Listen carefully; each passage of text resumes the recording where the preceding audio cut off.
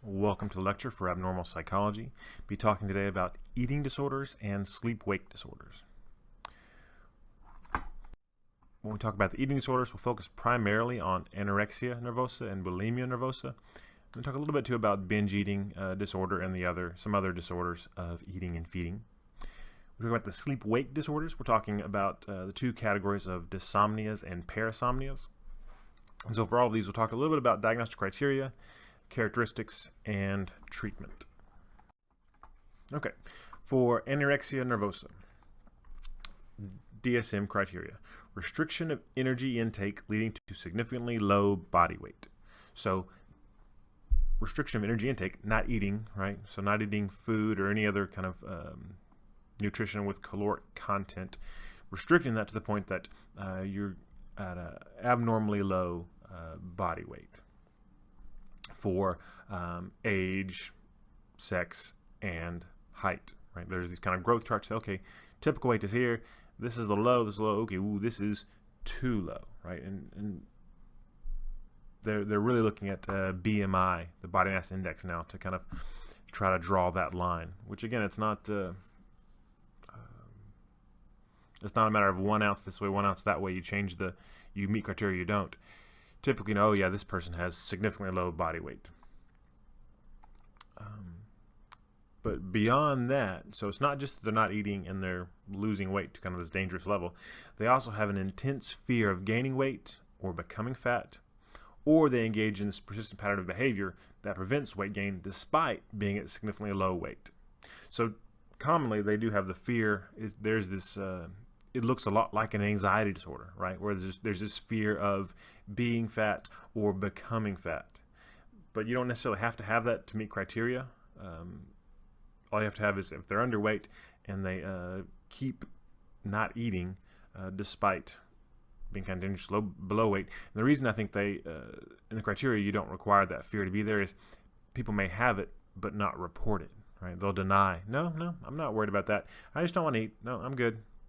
Right, so you still want to be able to diagnose people so that you can give them the help they need. There also is a requirement for a disturbed perception of body weight or shape, or there's undue influence of weight or shape on self-evaluation, or there's a lack of the recognition of the seriousness of the low weight. So again, typically, these people have a distorted body image where they think they're bigger than they are. And not just overall like, oh, how much do you weigh? And they'll give a number higher. There'll be parts of their body, oh, my hips are too big, my thighs are too big, look how flabby my arms are, when they're wasting away and look obviously not the way that they are describing themselves. Or even if they're not to that point yet, there's that undue influence of weight or shape on self-evaluation, where when somebody with anorexia nervosa is determining whether or not they're a good person, a person of worth and of value, no matter what they've achieved in terms of education, profession, relationships, artistic endeavors, whatever, none of that matters as much as what that scale says, what that tape measure says, right? Where, again, it's not saying that how you see yourself, that they shouldn't be at all influenced by how you look. But in this disorder, for these individuals, that has become front and center, foremost, beyond anything else, to kind of a disordered degree, where it's the most important thing.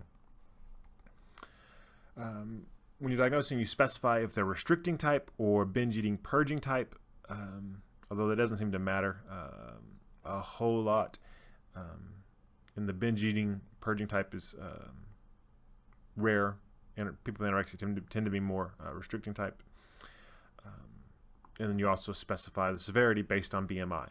And it ranges from mild to extreme severity. Mild, you got a BMI of 17 kilograms per square meter, which, if we're going to translate that into something that's you can kind of make sense of, for a young adult woman, aged mid-20s, who's 5'4", which is the average height for women in the U.S., that'd be about 99 pounds. So if somebody who stood 5'4" and weighed 99 pounds, that's at the mild end of anorexia nervosa in terms of being kind of underweight. The extreme specifier, when you're profoundly underweight, that's when you're looking at less than 15 kilos per square meter, and that translates to, for that same age and height, so a 25-year-old woman who's 5'4" would be about 87 pounds. So that's where you're really dangerously, wow, this is they're probably going to be in the hospital soon. But again, BMI is not a perfect measure. Two people that are 5'4", 99 pounds could be built very differently in terms of muscle mass. But in terms of diagnostic criteria for a mental disorder, we don't get into that. It's like, okay, well, if you're really underweight and you have these other things, we're going to call it anorexia nervosa, no matter if you're really fit or not. Well, if you're really, you're all muscle, but you're 5'4", 90 pounds, and you're terrified of gaining weight, well, you're probably not just regular fit. You're probably struggling with an eating disorder. Okay, bulimia nervosa, related disorder. Recurrent episodes of binge eating, with binge eating defined as two things being present. One, the person eats an amount of food in a discrete period of time that's more than most people would normally eat in that period of time.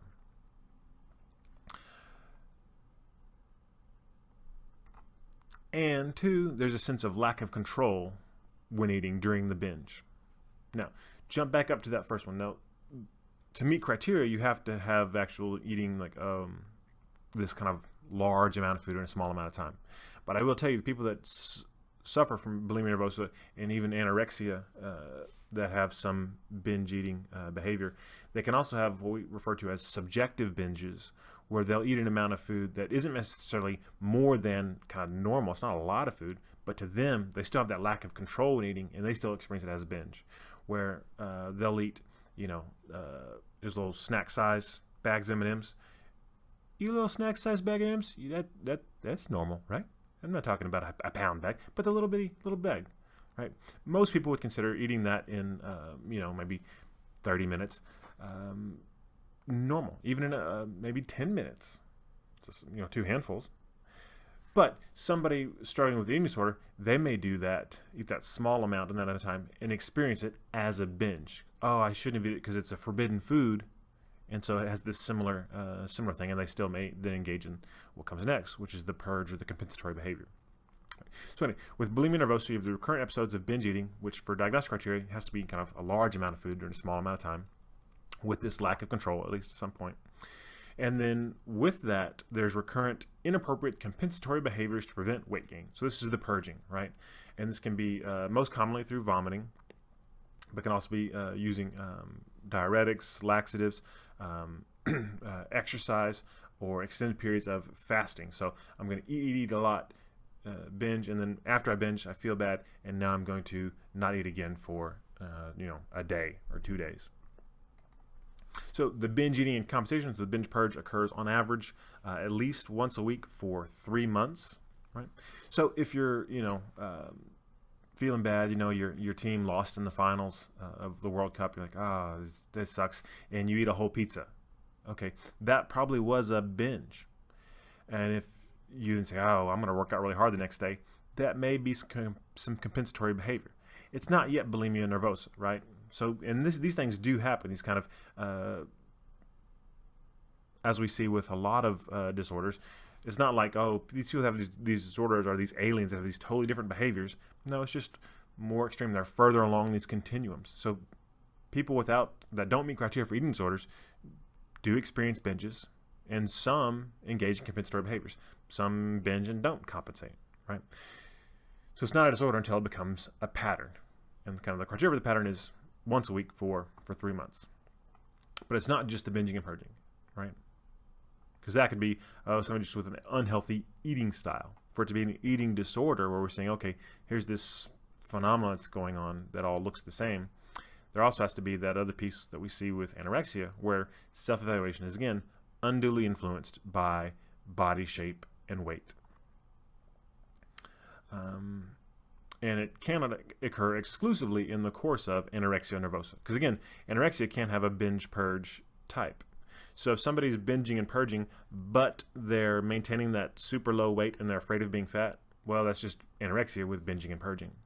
But if they aren't below weight, they don't have necessarily the fear of being fat, then it may be bulimia nervosa. And then you also need to specify the severity, just like with anorexia, but instead of being based on BMI, because again, the majority of people with bulimia nervosa are within about 10% of normal weight. So they may be slightly under, maybe normal weight, maybe slightly over, right? Partly because binging and purging is a really ineffective method of weight loss. It actually causes people to often gain weight. But so for this one, you specify the severity based on the number of binge-purge episodes, or really the purge episodes, the compensatory behavior episodes they have per week, where mild is going to be 1 to 3 episodes of purging per week, which can typically self-induce vomiting. Extreme being an average of 14 or more purges a week. So you're looking at, twice a day, every day, having a binge and then a purge or compensatory behavior. When looking at the course and prevalence of these things, 12-month prevalence for females, and as we'll see in a minute when we look at the gender ratio, this is just for females because it's vastly, disproportionately something that affects women more than men, girls more than boys. Anorexia being more rare than bulimia, right? So 12-month prevalence being 0.4%, bulimia 3 times that, 4 times that, 1 to 1.5%. And some people that diagnosed with anorexia who may eventually achieve a normal weight, they kind of deal with one part of their disorder. They may continue to binge purge, and then the diagnosis may shift to bulimia. Doesn't seem to go the other way as much, right? And I have one of my friends is an eating disorder expert, and he always described it as people with bulimia were failed anorexics, right? So typically there's this drive for thinness and an obsession about food, and again, the undue influence of body shape or weight on how you feel about yourself. And the anorexics are the ones that can successfully starve themselves to death sometimes, and the bulimics are the ones that try to starve themselves and then have a binge. They break down and eat an inordinate amount, and then they have to go back and compensate with the purge. So it seems like most people aren't able to have kind of the discipline and control. And again, unfortunately, this gets glamorized and fetishized in some places online. If you look at pro-Ana, pro-Mia sites on the web, where people are, hey, I'm so proud of myself. I was able to get by with 400 calories today, and people, yay, good for you. You are so strong. And there is something impressive about that. But the same way there's something impressive about driving a spike through your forearm. Yeah, wow, that's a lot of pain. I can't believe you did that. I would never do it. It's a bad idea. But there does seem to be this difference with the disorders where people with anorexia do have this really strong sense of control. And bulimia seems to be more characterized by discontrol, with obviously discontrol being more common than hyper-control. As I said, the gender ratio, it's like 10 to 1 for both. When we see eating disorders in men, there's a disproportionate amount of gay and bisexual men in the group of men with eating disorders. So it's not like most of the men with eating disorders are gay and bisexual, but there's more gay and bisexual men in that group than there are when we look at the percentage of the entire population. So seems to be some kind of cultural things there related to sexual identity and sexual orientation that are playing a role. But again, vastly, we're talking about 90% of the cases that are going to present are going to be female. So that's mostly what we'll talk about. Let me say one more thing about gender. When we see disordered eating in men and kind of dysfunction surrounding body image, it tends to be different. Like, it can be this kind of drive for thinness, but more broadly speaking, when we see body dissatisfaction with men, it goes the other way. They want to be bigger, more muscular. And so part of the reason we see such low prevalence is maybe we don't have a disorder yet for men who want to be more muscular, and so are working out excessively, taking dangerous anabolic steroids, creatine, all those things that men may do to change their body image when they're dissatisfied with it. But in terms of course, for both, rarely begins before puberty or after 40. Can begin late in life. If it does, there's typically some big stressful event, and even more generally, onset is after a stressful life event. But generally, it's adolescence, early adulthood. If you look at levels of kind of disordered eating, not necessarily meeting criteria for a full disorder, but okay, number of symptoms on these measures of eating disorder type behavior. If you give those measures in elementary school, junior high, high school, college, grad school, early workforce, you're going to see them being pretty low in elementary, and you'll see gender differences already in elementary. But you'll see them start to pick up in junior high, high school, peak in college, kind of that early adulthood, and then tend to decline after that. So fairly normative in the early 20s for women to have some level of this symptomatology and concern about body image and problematic eating behaviors. Mortality rate, approximately 4% for both. And again, and that's combined. It's where you're dying from the diagnosis in terms of either medical complications due to the disorder eating or suicide, all combined. Some differences: anorexia, remission within 5 years is common.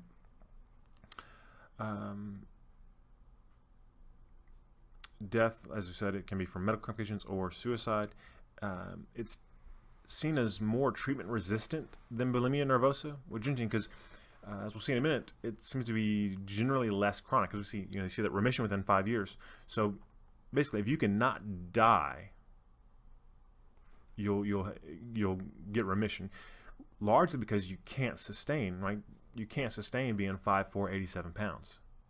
The body just can't handle that kind of stress. It's not, for most people, if you have the genetics to be 5'4", 120, 130, well, if you're 50 pounds underweight, your body's going to be pushing hard to get you back to normal weight to keep you alive, because that's what the body does, right? It's going to slow down your metabolism because it thinks, oh, we're in a drought, we're in a starvation. I've got to shut things down to keep this thing alive, right? So it's hard to stay anorexic for long. So it doesn't have as chronic a course. But until the body can kind of force you to get to normal weight, or if you die, it tends to be difficult to treat during those 5 years before remission, which can again can occur without treatment. But until that happens, it's kind of like if you look at like addiction models, the kind of the idea of rock bottom. Until you get to that rock bottom, and there has to be the turn, it's really hard to turn it around any earlier, comparatively to bulimia. So with bulimia, the disturbed eating, again, tends to persist for years, so it's seen as more chronic than anorexia nervosa, which again, partly because it's more livable, right? You can live longer with bulimia than you can live with anorexia, because again, you're usually within 10% of normal body weight.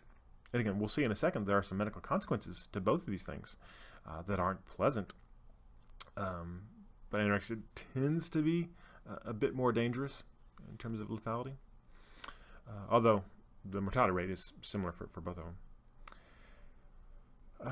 Looking at cultural differences, this is something that's interesting, that for a long time this was a Western white women's disorder, and that's changing. Other ethnic groups in the West, in the U.S., are seeing some rises in eating disorder behavior, still disproportionately impacting Caucasians.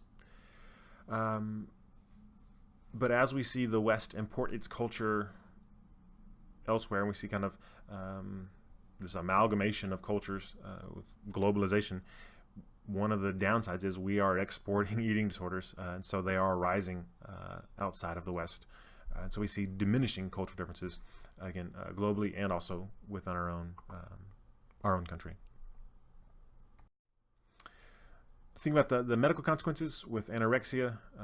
You get dry skin, brittle hair and nails, which again, for somebody who's got a undue influence of their body image, this is kind of an irony, unfortunate irony, that what they end up doing to their body to try to look good in their mind can really negatively impact physical appearance because of these medical consequences.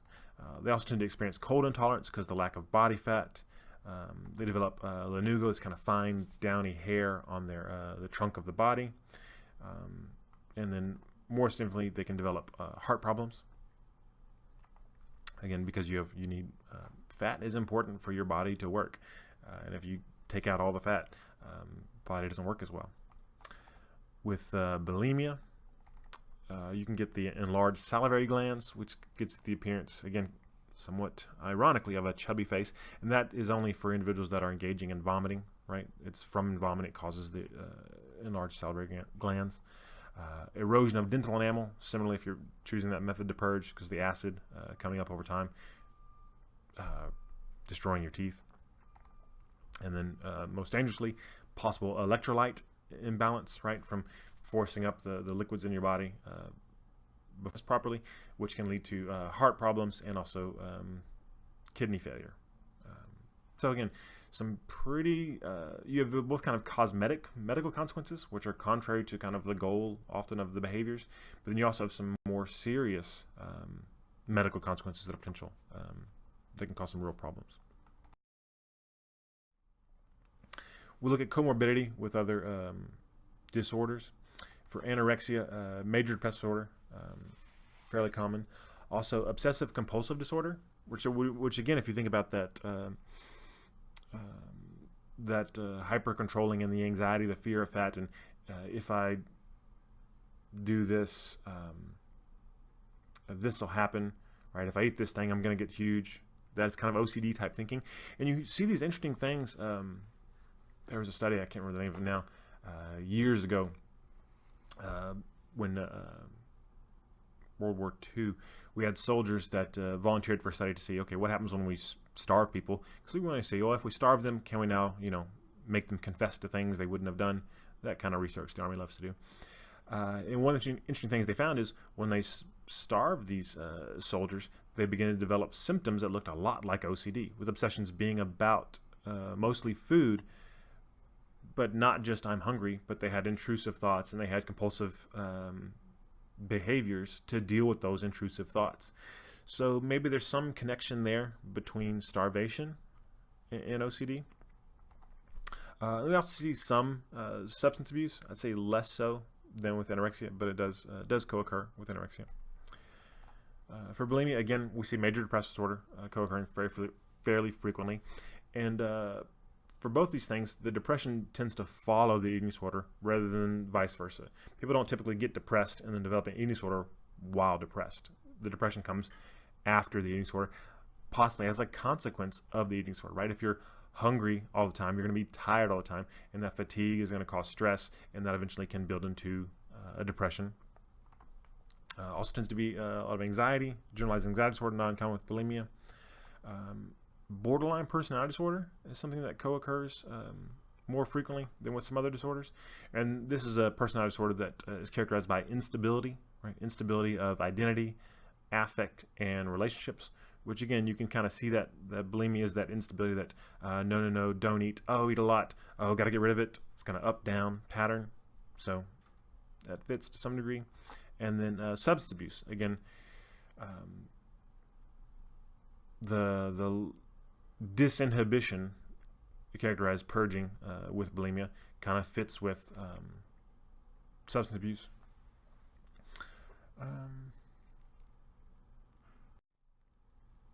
Looking at the etiology, causes of these eating disorders, obviously there's some social dimensions. There's this drive for thinness, the thin ideal that's promoted in Western culture. And again, this is again where we see some ethnic and cultural differences, where if you look at magazines that are targeted at young white women or white girls, you have typically smaller women portrayed than if you look at magazines that are targeted at young African American women and girls. So there are differences in kind of the body ideals presented, and that may be part of why we see some differences in prevalence rates.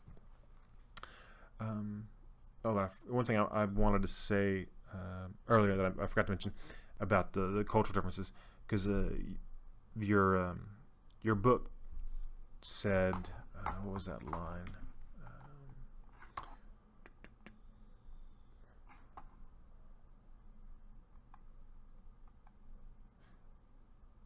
Oh, sorry, I'll come back to that in a minute. Next page.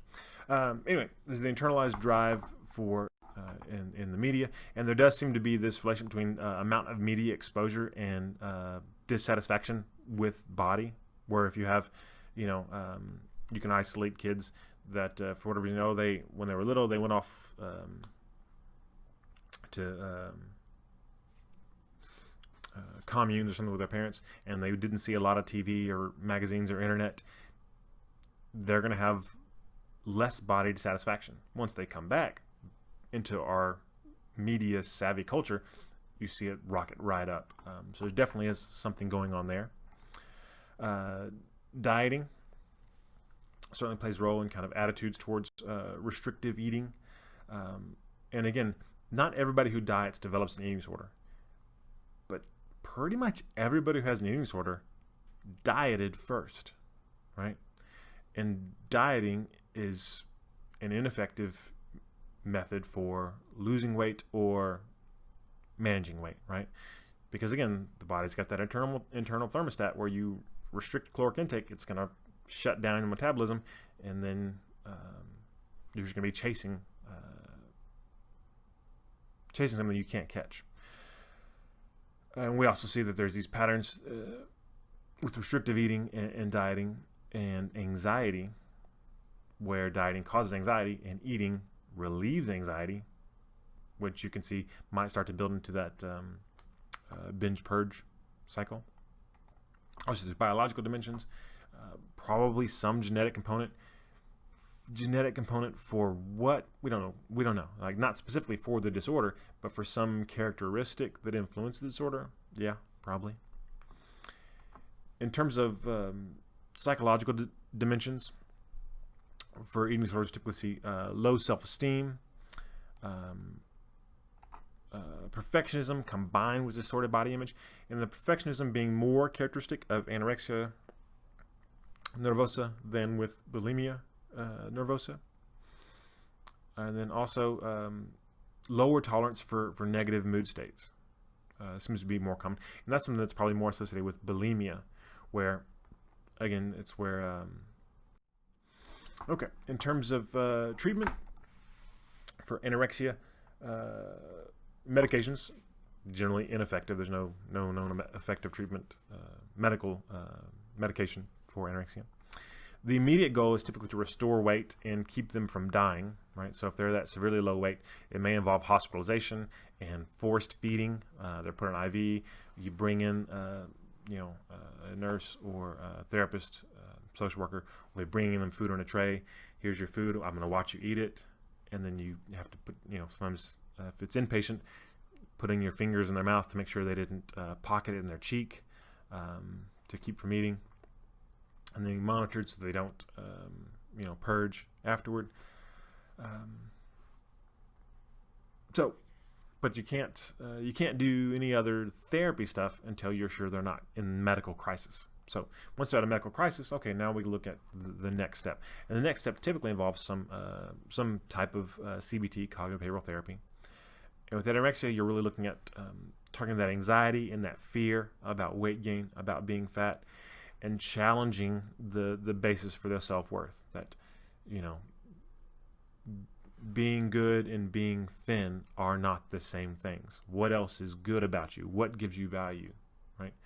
And typically people, even with, really severe anorexia nervosa, you can ask them about other people. Hey, this person, your sister, mother, aunt, whoever, are they bigger than you or smaller than you? Oh, well, they're bigger than me. Okay, are they a horrible person? Well, no, not at all. Well, what's good about them? And they can name that. So getting them to identify that, and they'll say, okay, what about for you?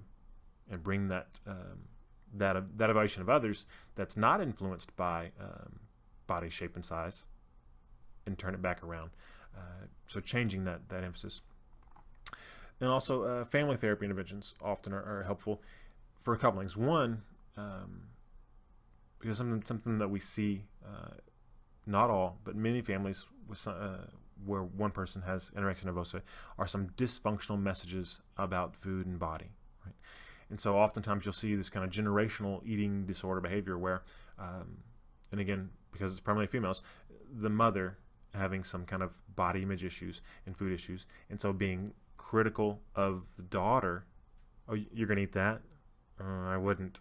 A moment on the lips, a lifetime on the hips. Those types of sayings that can be damaging, and they're dysfunctional. So having family therapy to change the way that everybody talks about food, and that food isn't a reward for being good. Food isn't also something evil or scary or frightening or an indulgence. It's just food. It's just nutrient, right? So family therapy around that, but then also family therapy about improving communication, right? Because a healthy, functioning family system is less likely to involve pathology in any individual member. We look at bulimia. Medications like SSRIs may be helpful at reducing binge purge episodes, maybe. And again, part of that is it's more likely if they're also experiencing depression, right? So if some of the binge purge episode, it's that, again, low tolerance for negative affect. So if you can lift the depression, if you can increase mood with an antidepressant, okay, well now I don't have as much negative mood. Now I don't need to binge. So there's some evidence that it's not great, and certainly not, just take this pill and it'll treat your bulimia. But it can be helpful for some people. What does seem to work is, again, some version of cognitive behavioral therapy.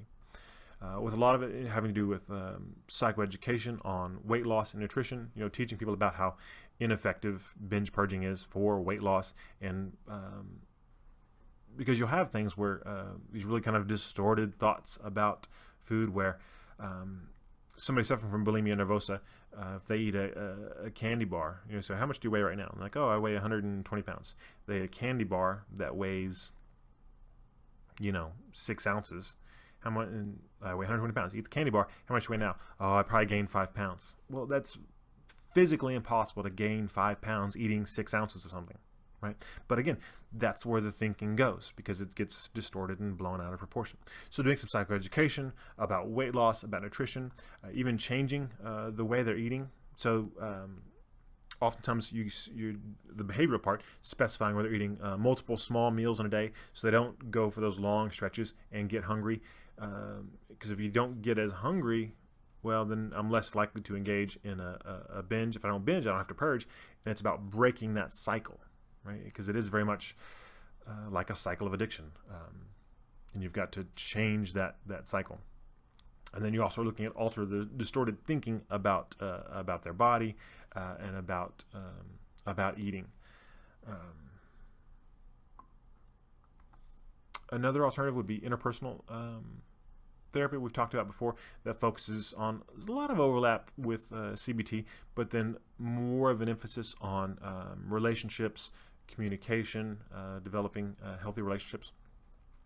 CBT tends to work faster, but if you look at a year or two later, remission rates, they tend to be similar. So it tends to have somewhat similar efficacy in long term, and so that may be an important component for some individuals, particularly if they've got a lot of disruptive relationships, that the bulimic symptoms may be a symptom of this kind of relational dysfunction, right? Where we have this relationship dysfunction, and my only way of dealing with it is to do this.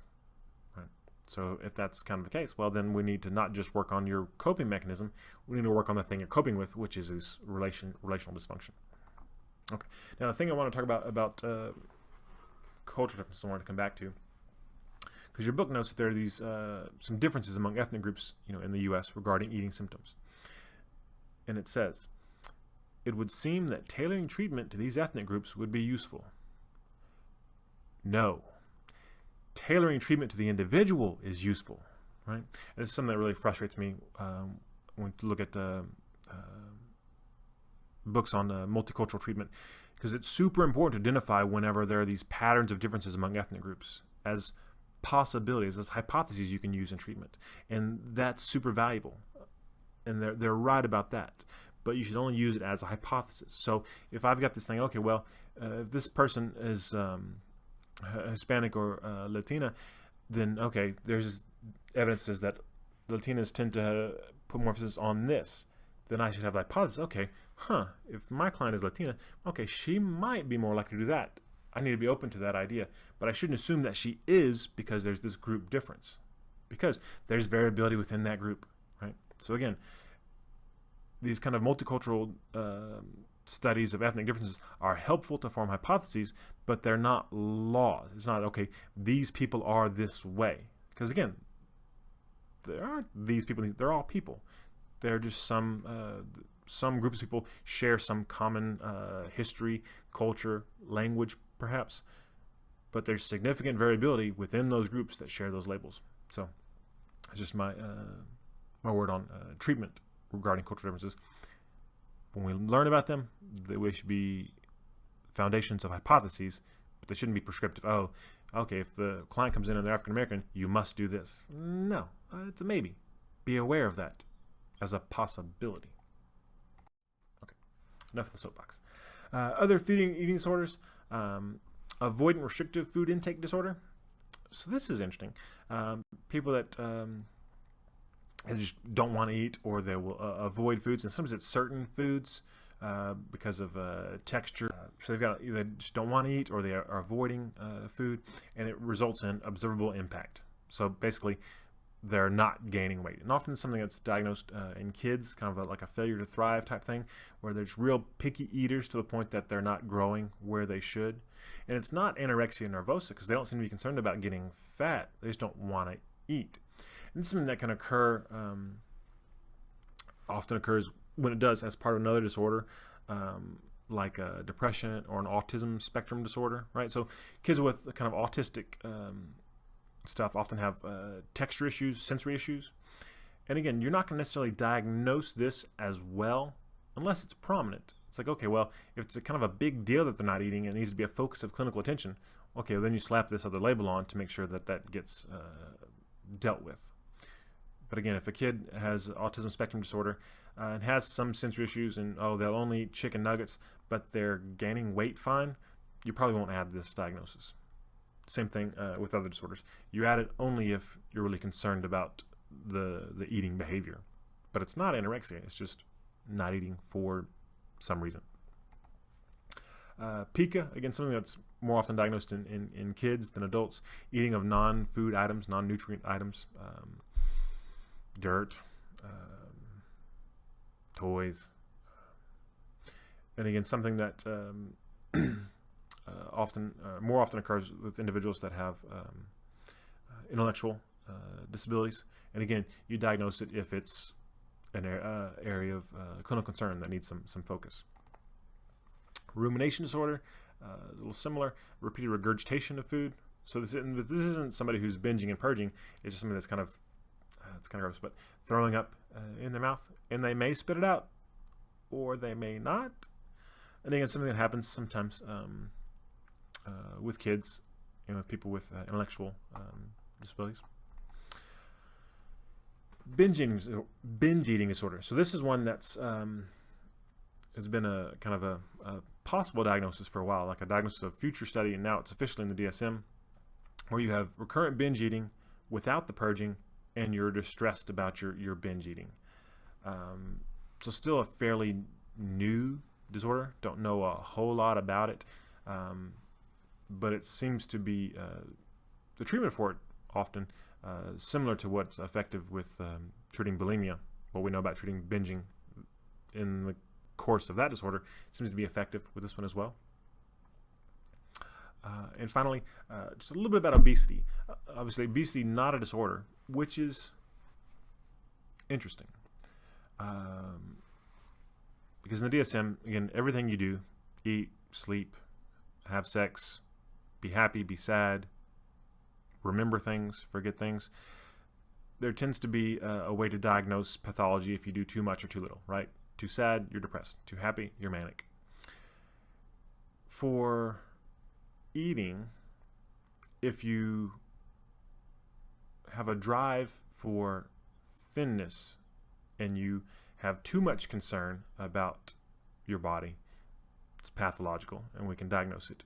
If you have no concern about your body, there's fewer labels for that, right? There is now the binge eating disorder, people that are eating too much. But someone who they don't binge, they just eat, kind of a lot all the time, but not with a lack of control. And they just don't really care, and they develop kind of morbid obesity, which means your weight is at a point that it's straining the systems of your body. That's not considered a psychological disorder, which is interesting. Because there does seem to be a obesity epidemic in the U.S., largely related to changes in economy, lifestyle, culture. We've got a lot of fatty food we eat, sedentary lifestyles, less exercise, especially down here in the South where it's too hot to walk anywhere. So you're not getting the exercise that people may get. So these high rates of obesity, which significant contributors to a variety of disease processes, kind of mortality and morbidity. So it's a health concern, and there's behaviors related to it, but not yet really something that DSM has looked at other than this binge eating disorder, people that really have the out of control eating for these brief periods of time. But I wouldn't be surprised if future DSMs, there does at some point some more pathology attached to people that don't maintain a maximally normal body weight, right? Because right now we look at minimally normal body weight. We don't look at maximum normal. At some point, I would not be surprised if that entered our kind of diagnostic lexicon. Okay, moving on to the sleep-wake disorders. Looking at the relationship between sleep and psychopathology in general, beyond just the disorders we'll talk about, lots of relationships, right? With anxiety, depression, eating, psychosis. People that suffer from anxiety often have difficulty sleeping. People that have difficulty sleeping often experience anxiety. Getting too much or too little sleep, right? That's a symptom of a depressive episode, right? And we know that keeping people from sleeping, if we keep them awake, that can temporarily decrease depression for some individuals, right? So these weird relationships. We see these interrelationships between sleeping and eating, right? If people aren't getting enough sleep, often their eating increases. And that's the brain, the body's thermostat trying to keep you alive, dealing with what it thinks is going on, reacting. But we even at kind of extreme levels, if you stay awake for an extended period of time, you may begin to experience psychotic symptoms, right? So what that tells us is there is definitely this relationship between sleep and psychological functioning, where too much, too little sleep, off-balance sleep is going to show up in terms of these symptoms of psychological disorders, but also the symptoms of psychological disorders can interfere with sleep. When we look at the disorders themselves, two major categories: Dyssomnias, right? So you have either dissatisfaction with poor quality or quantity of sleep, so getting crappy sleep or not enough sleep, or the Parasomnias, where you got some weird stuff going on while you're asleep. We study these things, both the Dyssomnias and Parasomnias, typically with polysomnography. That sounds like a cool word. This is where you go into the sleep lab, right? And they hook you up to all the electrodes, and they're measuring EEG because they can measure what stage of sleep you're in, right? We go from stage 1, 2, 3, 4. You're looking at REM sleep and non-REM sleep. And there's this pretty large body of science studying sleep. Still some mysteries related to it, but we know a lot about what normal or typical sleep should look like in terms of, okay, here's the typical cycle from this stage to this stage where we have different brain waves active, more predominant at different stages, and how long it takes to go from one stage to the next, and how many cycles of sleep most people go through, right? So they've gathered lots of data on that. And they've done that through polysomnography. What we don't understand yet fully is, okay, when things are different, why are they different? And what can we do about it? But we do know a little bit. Looking at the Dyssomnias, you've got insomnia disorder, which, as you would think, is you're not sleeping. So dissatisfaction with sleep quantity or quality for at least 3 times a week for at least 3 months, despite adequate opportunity to sleep. Right. So if you're in basic training, or you're being hazed in some sort of Greek organization, and they're waking you up all the time, and you're not getting good sleep, that's not insomnia. You haven't had the opportunity to sleep. This is whenever you have nothing going on.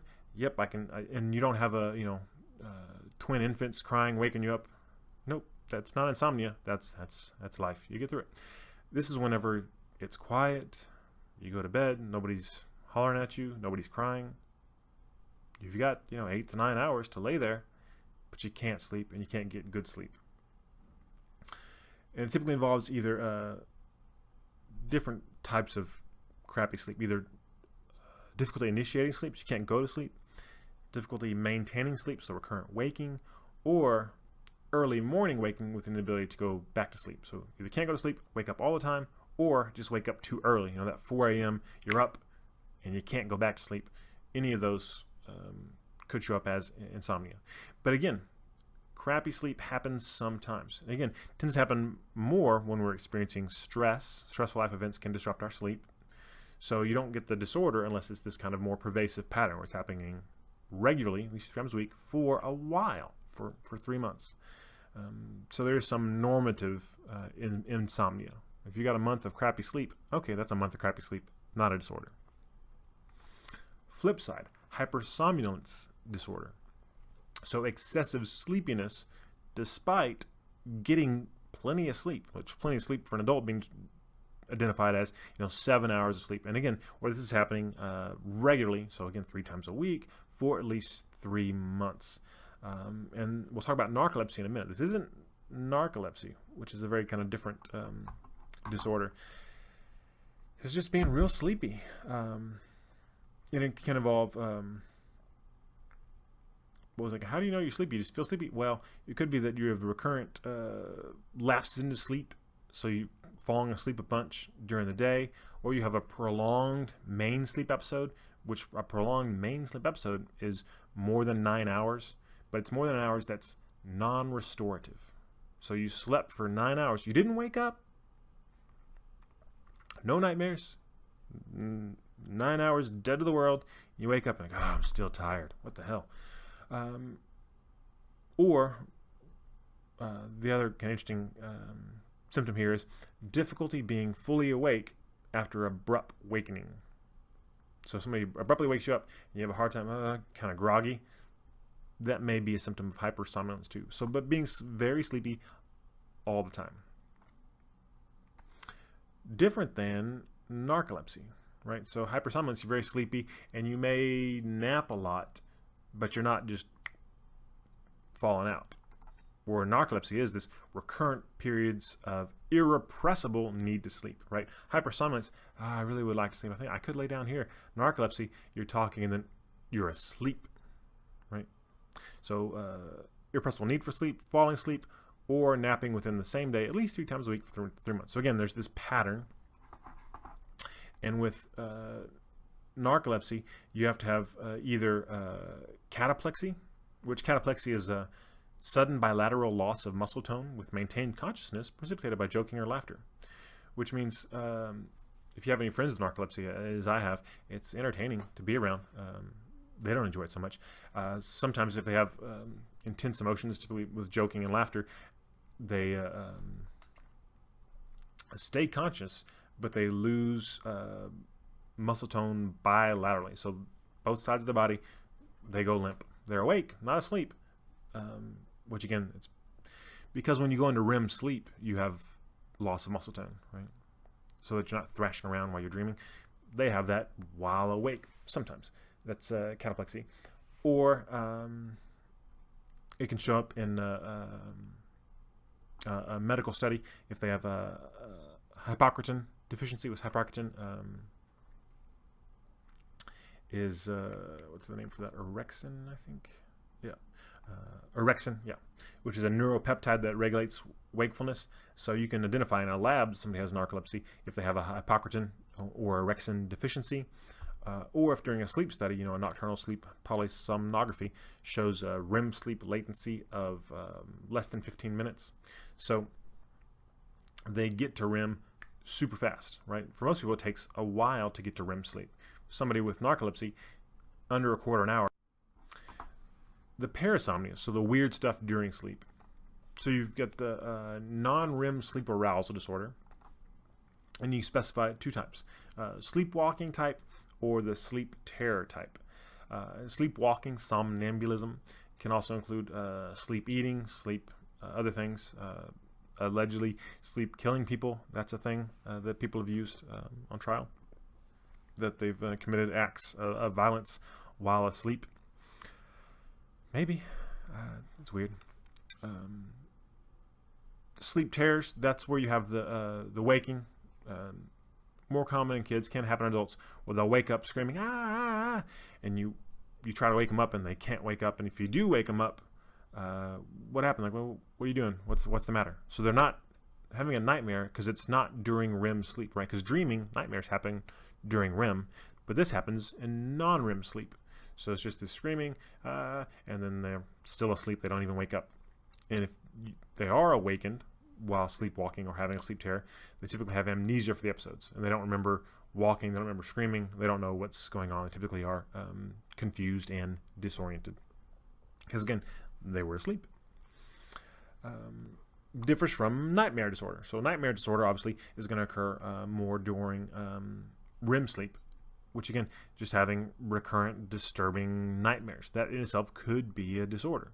So think about what disorders we've talked about before where nightmares may be prominent. PTSD comes to mind, right? That's one way that people might re-experience trauma. And you wouldn't tack on a diagnosis of nightmare disorder unless it were just kind of disproportionately prominent in an area of clinical concern. But some people may have it without having identified trauma. REM sleep behavior disorder. This is weird. So this is that same stuff we see with non-REM sleep, but it's during REM. So talking or sleeping during REM sleep, which, again, REM is when you're dreaming. So often this means acting out your dreams. The reason this is kind of weird is during REM sleep, for most people, you can't move, right? You have that bilateral muscle tone loss, right? Which is kind of a nice little safeguard your body is built in, where when you're dreaming, you're not going to be running around, jumping out windows, doing those kinds of things. Keeps you safe. But some people, that mechanism doesn't seem to be working, and so they meet criteria for this REM sleep behavior disorder. Movie to check out, Sleepwalk with Me, a comedian that has that and talks about it. Restless leg syndrome is another parasomnia. So this is that urge to move the legs, and it's worse in the evenings or may occur only in the evenings. Fairly rare, just one of those interesting things. Treatment. Medications. For insomnia, there are some drugs that are really good for short-term getting you to sleep, right? We can knock you out with some benzodiazepines. But there's danger of dependence, right? They are fairly addictive drugs, and then there are other side effects as well. And one of the groups that struggles with sleep the most and gets prescribed the most, older adults, are particularly sensitive to these types of drugs, and these drugs affect them more strongly due to some changes in metabolism that happen with age. And then you have your other drugs that are the non-benzos for sleep that, this is much safer, Remeron or whatever, and they may lead to more parasomnic type behaviors, right? That's what Roseanne, when she said, I was tweeting while I was asleep, and these crazy behavior I did wasn't me, it was the drugs. Maybe it was, because there are documented cases of these drugs causing people to do some pretty bizarre things while asleep. For narcolepsy and hypersomnia, typically it's stimulants, kind of ADHD, Adderall type stuff. Narcolepsy, I think, being more complicated to treat and There's some new interesting medications being used with really novel pharmacological approaches. Just more of it's one of the disorders in the DSM. It's got some psychological components, but it seems to be more of, okay, this seems more like a biological thing than a psychological thing, more than the others. And I know that's somewhat of an artificial thing, because everything that's biological is psychological, everything that's psychological is biological. But if we're lining up on a spectrum, narcolepsy is more of like that's more of a medical doctor thing. And we look at, insomnia, even though it has biological components, there tend to be more psychological inputs there. For the breathing-related disorders, sleep apnea, CPAP machine, right, where you have the basically forcing air into your body so that you don't have the breathing obstruction. Also, for some folks, weight loss is the answer to that, because part of the reason they have the obstruction is because of the way their jaw and stuff is aligned. If they're overweight, it's causing some obstruction. In terms of environmental and psychological interventions, people that are having kind of circadian rhythm difficulties or insomnias, phase delays tend to be easier to do than going to bed earlier. So if trying to get somebody on a new schedule, having them go to bed later and later each night until you get it to where you want to be is easier than going to bed earlier. Another approach is phototherapy, right? So changing the signals that the brain's getting by bombarding them with light, UV light, to kind of change the melatonin signals going to the brain. Relaxation techniques like we see used with anxiety, progressive muscle relaxation, meditation, whatnot, that help reduce tension. Because if the muscles are less tense, that may help people go to sleep and get better sleep. But really, one of the biggest things is sleep hygiene, teaching people how to sleep properly, how to set up their bedroom for sleep, right? Where you don't do anything in the bedroom but sleep, maybe a few other things, but no TV, don't read in bed, those types of things. If you're laying in bed for 8 hours but only sleeping 4, okay, only be in bed for 4 hours. Restrict your sleep until you're sleeping for 4 hours, and then you can go longer, right? Because you end up getting this kind of anxiety about laying there. I can't sleep. Oh, here it goes again, and you get in your head about it, and that causes worse sleep. Light pollution in a bedroom. There's all these things that we can do to improve sleep, kind of by manipulating the environment and getting better patterns. Just like when you have little kids and you have every little kid has a bedtime routine, right? Okay, it's bath time. You're going to brush your teeth. We're going to read a book, and you go to bed. And then as adults, we think, okay, I'm just going to work. I'll watch this scary movie, and then I'll go to bed. The next night I'll do something different. And we expect to sleep fine? Come on. Routines are helpful for these kind of biological routines that we're struggling with. Okay, take-home message. Think about eating disorders. There's this primal reward system, right? Eating. All the stuff we know about addiction either looks at eating models or sex models, things that biologically there's these reward systems built in that do this and you're going to feel good. You're going to get dopamine release, right? Because it's what keeps you alive. It's what propagates your genes. Those are things that are most rewarding. So this primal reward system has now been taken out of our cave person days. It's influenced by modern developments, by cultural messages about how we should look, how we should eat, and what we should eat. And we're given messages about, okay, if you eat this, you'll feel this way, right? Won't you feel happier if you're eating this candy bar, this hamburger, whatever it is? And then there are also all kinds of cultural pieces around food and rituals related to eating that make it this very complicated thing that at base is very primal, very basic, but so much has been layered on. It's not surprising that there can be difficulties. We also think a lot about, when it comes to eating disorders, disordered eating behaviors, the amount of influence people give to body image when determining self-worth and value. And for healthy psychological, physical functioning, like most things, there has to be balance, right? So not caring at all about how you look doesn't seem to be that healthy or helpful. But caring too much also seems to be really dangerous and damaging. So there's some balance there, and there may be some reasons why those things, body image, come to the forefront and other things get pushed back. And treatment often is about realigning those things to get things in the proper perspective. When we look at sleep, we've got so many different types of disruptions. Sleeping too much, sleeping too little, different ways of waking, having weird stuff going on in your sleep, which is troubling because sleep is so important for optimal functioning in multiple domains, right? If you're not sleeping well, it's hard to concentrate. It's hard to think clearly. You're more forgetful. It's harder to regulate your emotions, right? Your limbic system doesn't work as well when you've been deprived of sleep. Working relationally with others. Your eating behavior influenced by sleep. All these things. So many ways it can kind of go wrong and get screwed up, which is so problematic because sleep seems to be so important. So again, sleep hygiene, study it, figure it out. Lastly, there definitely is a reciprocal relationship with negative affect, right? So sleep is bad for a lot of things, including mood. Having poor sleep tends to lead to more negative mood, more a lower tolerance threshold for stress. When there's a stressor here pushing down on you, if you're well rested, you can deal with it, right? Which may go back to the idea of, oh, I'm well rested, I feel I can control it. If I feel I can control it, I may be excited. Whereas if I feel less control, I go more toward anxiety and maybe depression, right?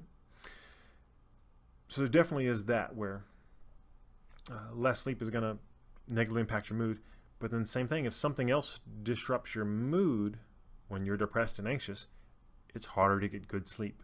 And then once that happens, you get into that cycle. So